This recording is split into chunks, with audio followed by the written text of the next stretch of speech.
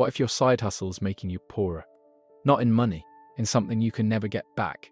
What if the extra income you're grinding for every night and every weekend is quietly costing you your health, your relationships, and your ability to enjoy the life your main job already funds? For the past few years, we've been sold the same dream. Don't rely on one income stream. Hustle harder. Build something on the side. Multiple revenue streams is how the wealthy think. That's the gospel. That's what every productivity influencer, finance guru, and LinkedIn thought leader has been preaching relentlessly. But what if that gospel is half true at best, and for most people an outright trap? Here's what most people don't want to hear. I've looked at burnout research from the World Health Organization, side hustle income data from the Federal Reserve Survey of Household Economics and Decision-Making, and behavioral studies on what sustained overwork actually does to the human brain and decision-making capacity. The picture that emerges is not the one being sold to you on social media, not even close. Today we're breaking down 7 uncomfortable truths about the side hustle culture of 2026, with real examples, counter-arguments, and honest takeaways you can actually use. If you enjoy content that challenges popular wisdom and actually respects your intelligence, hit that like button, subscribe, and share this with someone who's currently burning the candle at both ends and calling it a strategy. Let's get into it. Truth 1. Most side hustles don't make real money. Let's start with the number that nobody in the side hustle space wants to put on a thumbnail. According to a 2024 Federal Reserve report on household economics, the median monthly income from a side hustle in America is $200, not $2,000, not $500 a week, $200 a month. And before you say that's still something, let's do the actual math together.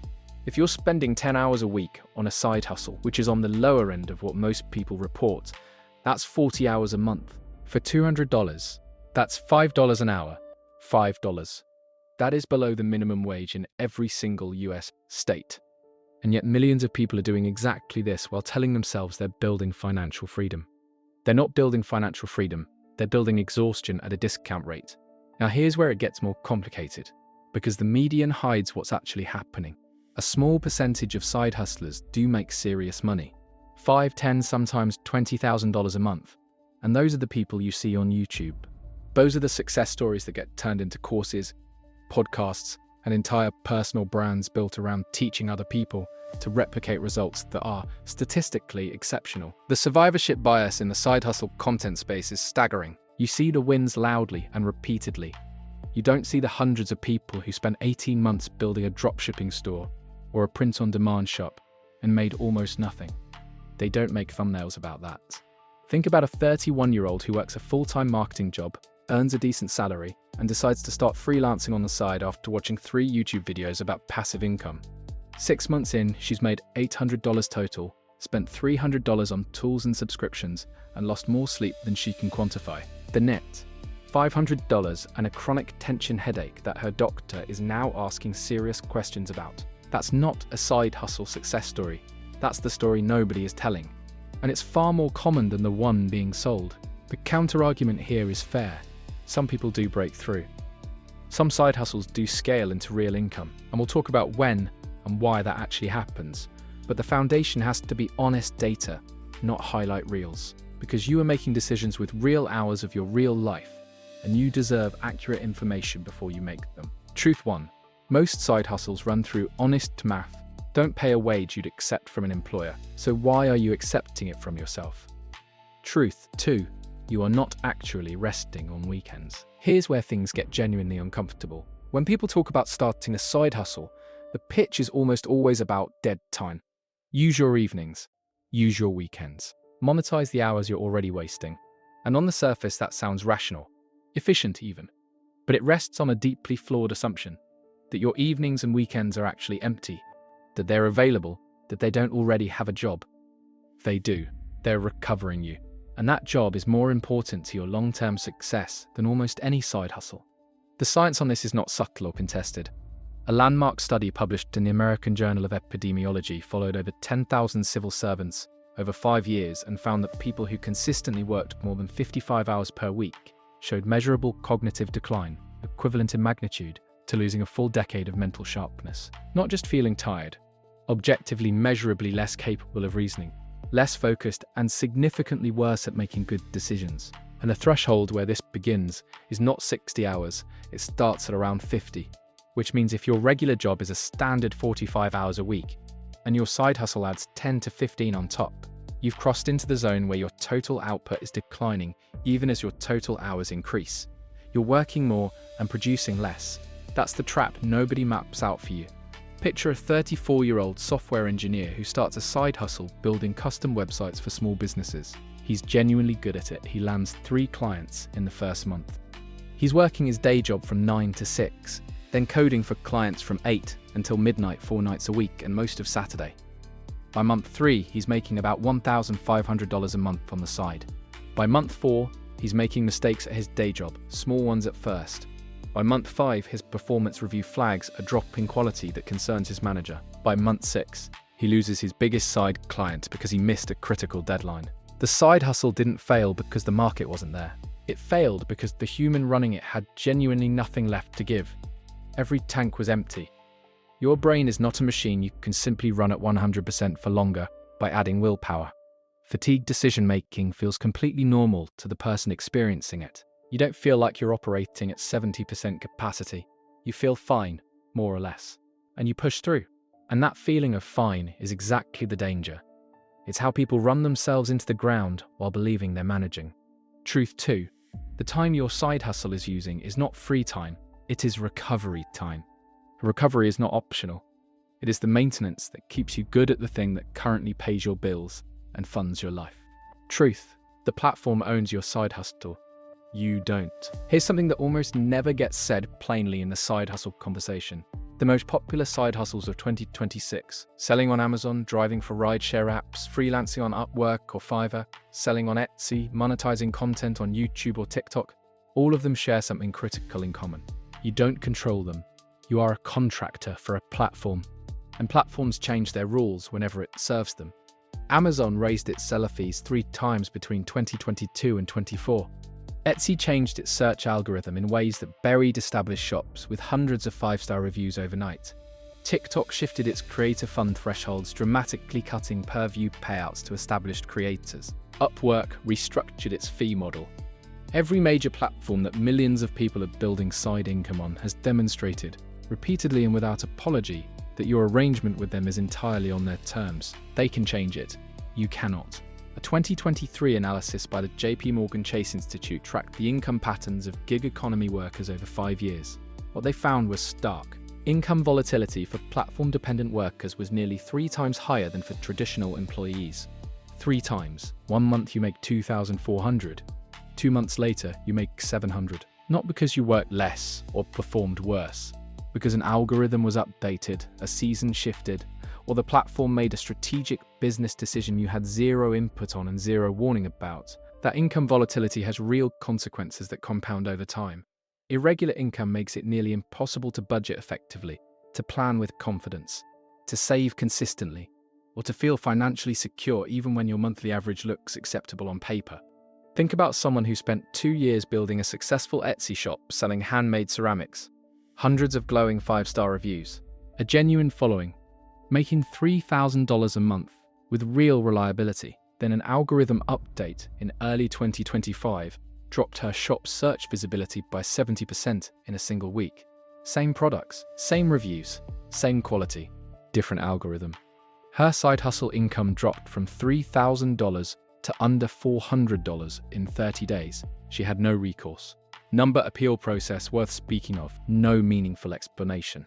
The platform made a business decision and she absorbed every consequence of it alone. This is not an argument against ever using platforms. It's an argument for understanding what you're actually building when you build on someone else's infrastructure. You're not building an asset, you're building access. And access, as we have seen over and over, can be revoked. Truth 3. If a single company's policy change can eliminate your side income in a week, you don't have a side hustle. You have a second job with no employment protections, no benefits, and no severance. Truth 4. Opportunity cost is the expense nobody calculates. This is the most consistently overlooked concept in the entire side hustle conversation. And it's the one that, once you understand it properly, changes how you evaluate almost every time decision you make. Every hour you spend on a side hustle is an hour you are not spending on something else. That seems obvious when you say it out loud. but most people only think about what they're gaining from the side hustle. They almost never run an honest calculation of what they're giving up. Economists call this opportunity cost, the value of the next best alternative use of a resource. In this case, your time. And when you're working a side hustle for $10, $15, or even $25 an hour, you have to ask a genuinely uncomfortable question. What else could that same hour have produced? Here's a concrete example. Say your side hustle pays you $20 an hour net after expenses and taxes. That feels reasonable, maybe even good. But what if those same 10 weekly hours went toward getting demonstrably better at your primary career? What if you used them to pursue a certification that qualified you for a higher paying role? What if you spent them building relationships in your industry that eventually led to a better job offer, a promotion, or a high-value introduction? A $15,000 annual raise, when you account for the way salary gains compound year over year throughout a career, is worth hundreds of thousands of dollars over a 30-year professional life. No side hustle paying $20 an hour competes with that math, not even close. And the opportunity cost goes well beyond career advancement. What if those hours went towards your physical health? A study published in The Lancet found that people who exercise consistently earn measurably higher salaries on average, take significantly fewer sick days, and carry substantially lower lifetime healthcare costs. Exercise doesn't just benefit your body. It makes your brain work better. It stabilizes your mood. It strengthens your relationships. It makes you a more effective professional. When a side hustle displaces your gym time, your sleep, your evening walks, your downtime, you are not simply trading hours for dollars. You are trading long-term capability for short-term cash.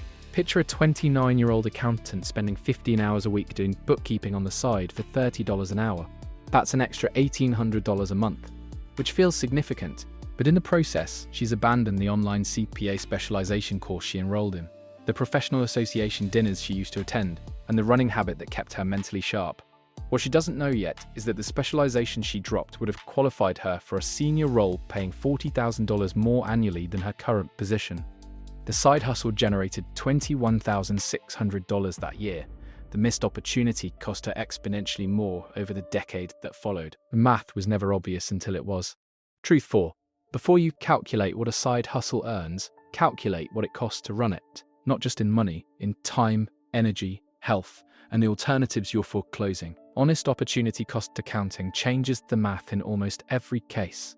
Truth 5. Side hustle culture is built on shame. Now, here's where we need to name something that almost nobody in this space addresses directly, because it's uncomfortable, and because addressing it doesn't sell courses. The side hustle movement of the past decade has not just promoted a financial strategy, it has constructed a moral framework. And that moral framework is quietly doing enormous psychological damage to a lot of people. Strip away all the productivity hacks, income reports, and motivational graphics, and the core message of hustle culture is this. If you are not using every available hour to build something, you are lazy. If you are satisfied with one income stream, you are naive and financially vulnerable. If you are resting when you could be earning, you are falling behind. That message is everywhere. It's embedded in the content algorithm, in the podcasts, in the LinkedIn culture, in the way ambition is talked about in professional circles. And it has produced a generation of people who feel genuinely guilty about sleeping a full 8 hours, who can't take a Saturday afternoon off without the low-grade anxiety that they're wasting it, who've absorbed the idea that rest is for the unambitious and contentment is a warning sign. A 2024 American Psychological Association survey found that 77% of American workers report experiencing significant work-related stress, and that financial pressure, combined with the persistent feeling of never doing enough, were the two most commonly cited drivers. Not actual financial failure, not poverty. The feeling of not doing enough, even among people who are by any objective measure, working hard and managing well. Side hustle culture doesn't just exploit ambition, it industrially manufactures inadequacy, because inadequacy is what sells the next course, the next tool, the next coaching program. And here's the part that should genuinely make you pause. The loudest voices in side hustle culture are almost always people who have already won in a significant way. The creator with 7 income streams and a Lamborghini in the thumbnail did not build those streams while working a draining full-time job and managing a family and navigating mental health challenges and paying off student loans on an average salary. They built them from a position of existing capital, existing platform reach, or existing stability. Their path is not a universal template.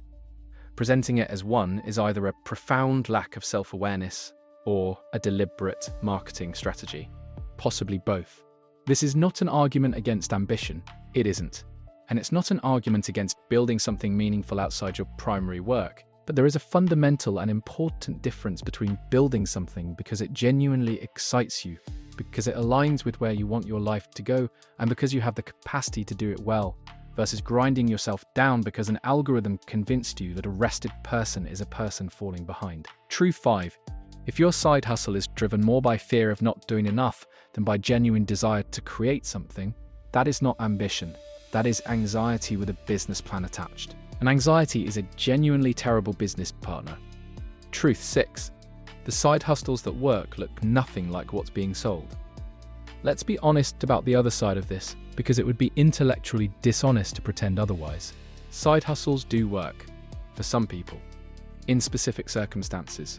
But the ones that generate meaningful, sustainable income over time almost always share characteristics that the viral side hustle content almost never discusses, because these characteristics are boring and don't make good thumbnails. The side hustles that actually work leverage deep, existing expertise, not skills you're learning from a course you bought last month.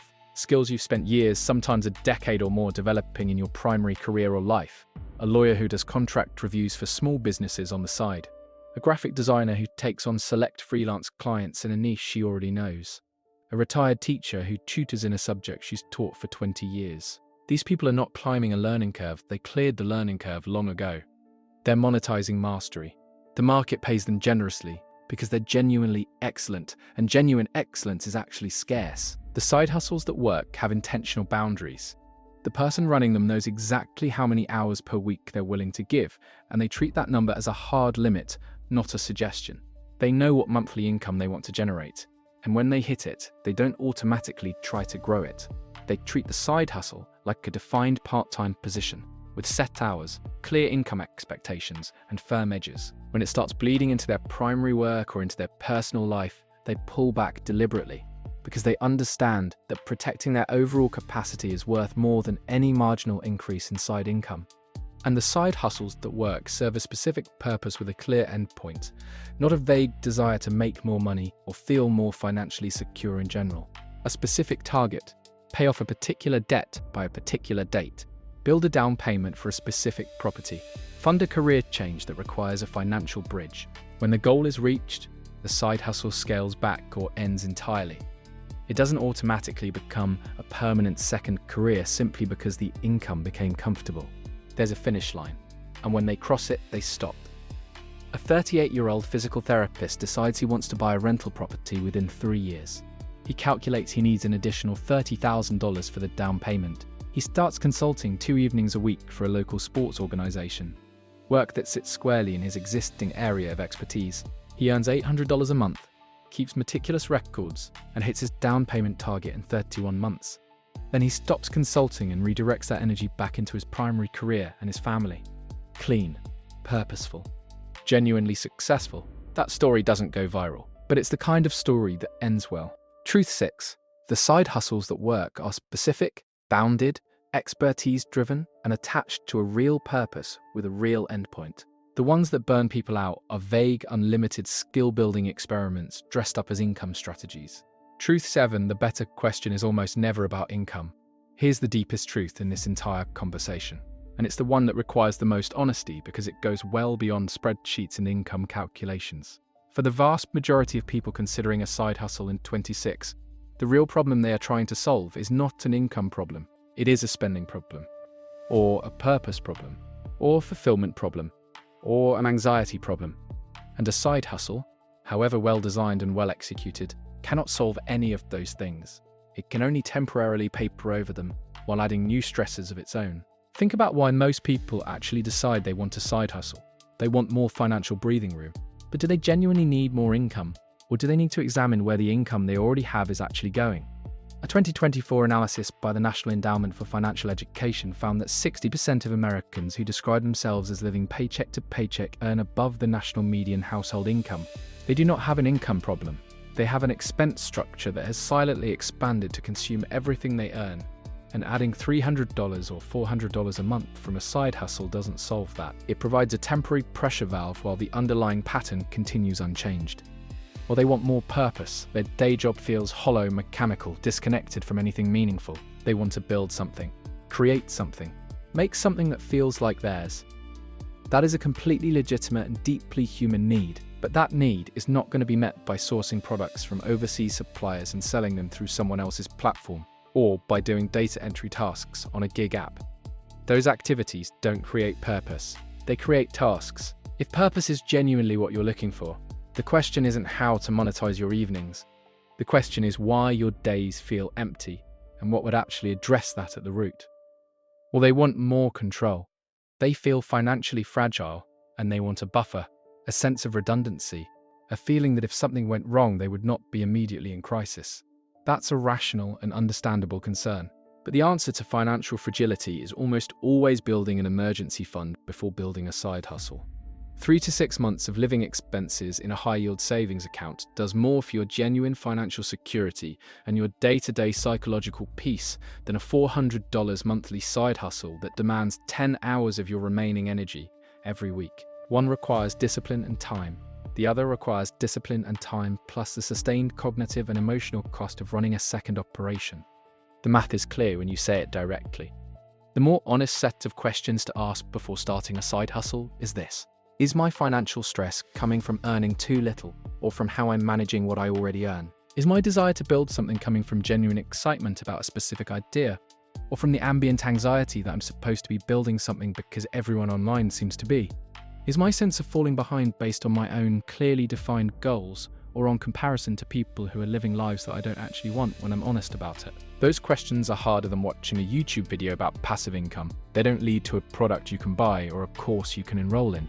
But they lead to answers that are actually true for your actual life. And true answers are the only ones worth making decisions from. Truth 7. Before you add income, understand with clarity what you are actually trying to solve. A side hustle is a tool. Like any tool, it works well on specific problems and creates new problems when applied to the wrong situation. So, what does the right move actually look like? Let's bring everything together. Because this video is not an argument against ambition. It's not an argument against entrepreneurship or creativity or building something meaningful outside your main career. It's an argument for honesty, for doing the full calculation before you commit, for asking the right questions first so that whatever decision you make is one that's actually yours, based on your real situation, not based on what YouTube's algorithm has been showing you. If you genuinely want to build a side hustle that works, here's what the research and the real stories suggest it looks like. It is built on skills you already have at a level the market will compensate you generously for. It has a defined purpose and a defined ceiling of time per week that you treat as genuinely non-negotiable. It does not systematically displace the sleep, the exercise, or the relationships that keep you functional, sharp, and healthy.